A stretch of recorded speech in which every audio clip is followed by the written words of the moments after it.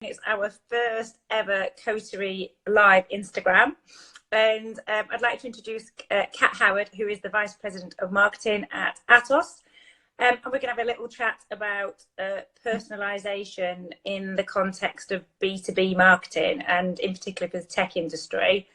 And for people who don't know who Atos are, the facts are they're a leader in digital services with 13 billion euros in revenue, 100,000 employees, and in 73 countries. Have I got all the facts there? Pretty much right, yeah. Excellent. So what we thought we'd start with was just kind of 5 quick questions, really, Kat, to get your take on this. So the first question was around, I guess, we know that personalization is a growing trend, and in the B2C world, we see lots of that. And in fact, last year, Chartered Institute of Marketing said that 42% of marketeers said it was a priority for them. And yet, amazingly, 50% of marketing material that's sent out is irrelevant to the recipient. That was another study that was done. So we kind of know it's important, but it's not happening. What's your take on this personalization challenge?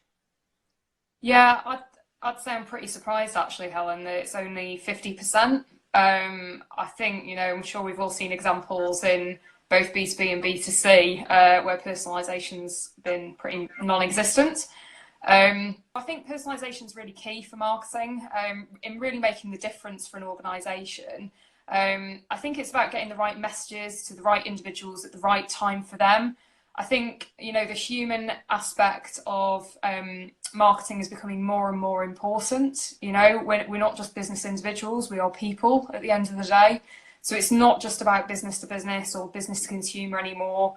It's really about interacting with individuals and really getting stuff across that's important to the individual. I think, we've got really incredible technology. We have real professional marketers. We have a real understanding of our target market and our target individuals. So I think, we should all embrace those and really lead on personalisation across the industry. I don't think we've really got any kind of excuse anymore, Helen, for trailing behind B2C.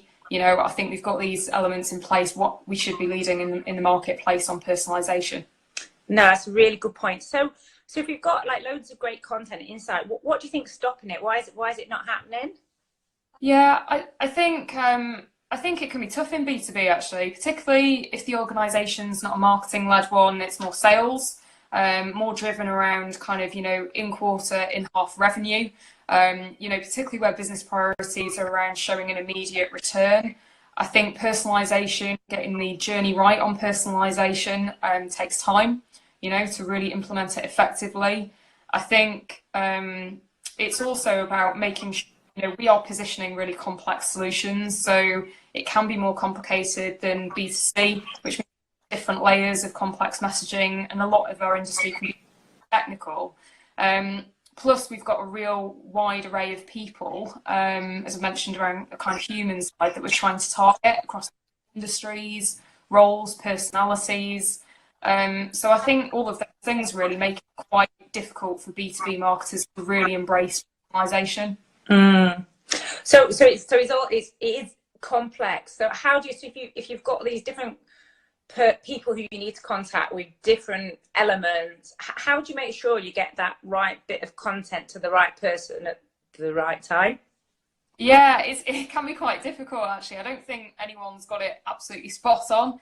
I think, we're not short of good content. I think everyone would agree with that, but it is really about getting the right content to the right people at the right time. I think technology can be a real enabler and a real supporter of that, and having the right tools available to you to get that content across, but also really understanding and taking the time to really understand the customer and consumer journey can make a real big difference as well in terms of getting content out at the right time.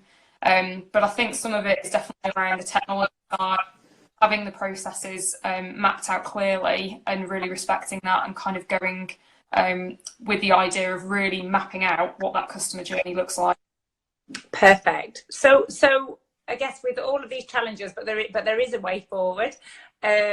what would your view be in terms of kind of what do you do about it today? What is technology part of the answer? Is it going to, you know, if budget's going to be a challenge, what would your advice be on how to handle it kind of if you're going to start doing something today?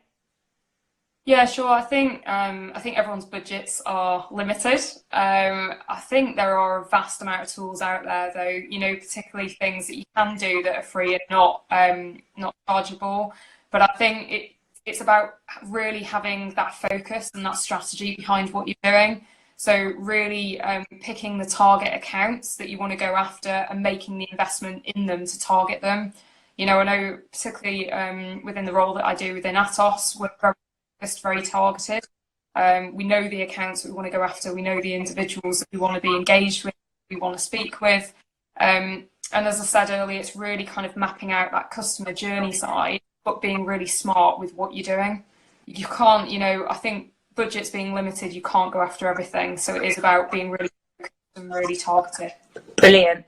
And what do you think is the risk of not doing something about it today? Is there a risk? Yeah, there's definitely a risk, Helen.